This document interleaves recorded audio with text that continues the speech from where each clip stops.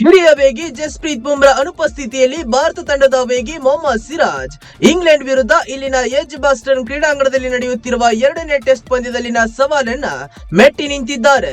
Harry Brooke ಹಾಗೂ Jamie Smith ಅವರ ಅಬ್ಬರದ ಬ್ಯಾಟಿಂಗ್ ಹೊರತಾಗಿಯೂ ಮಾರಕ ಬೌಲಿಂಗ್ ದಾಳಿ ನಡೆಸಿದ ಸಿರಾಜ್ 6 ವಿಕೆಟ್ಗಳ ಸಾಧನೆ ಮಾಡಿದ್ರು. ಆ ಮೂಲಕ ಇಂಗ್ಲೆಂಡ್ ತಂಡವನ್ನ ಪ್ರಥಮ ಇನ್ನಿಂಗ್ಸ್ ನಲ್ಲಿ 407 ರನ್ಗಳಿಗೆ ಆಲ್ಔಟ್ ಮಾಡಲು ಪ್ರವಾಸಿ ತಂಡಕ್ಕೆ ನೆರವು ನೀಡಿದ್ರು. ಇದರೊಂದಿಗೆ ಭಾರತ ತಂಡ ಪ್ರಥಮ ಇನ್ನಿಂಗ್ಸ್ ನಲ್ಲಿ 180 ರನ್ಗಳ ಮುನ್ನಡೆ ಪಡೆಯಿತು.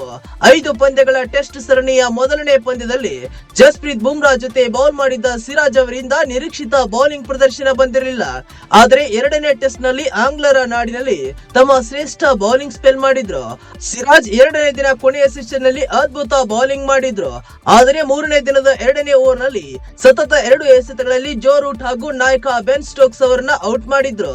ಆ ಮೂಲಕ ಮೂರನೇ ದಿನ ಭಾರತಕ್ಕೆ ಉತ್ತಮ ಆರಂಭ ತಂದುಕೊಟ್ಟಿದ್ರು. ಸಿರಾಜ್ ಇಬ್ಬರು ಸ್ಟಾರ್ ಬ್ಯಾಟ್ಸ್ಮನ್ ಗಳನ್ನ ಔಟ್ ಮಾಡಿದ ಬಳಿಕ ಇಂಗ್ಲೆಂಡ್ ತಂಡ 84 ರನ್ಗಳಿಗೆ 5 ವಿಕೆಟ್ ಕಳೆದುಕೊಂಡು ಸಂಕಷ್ಟಕ್ಕೆ ಸಿಲುಕಿತ್ತು.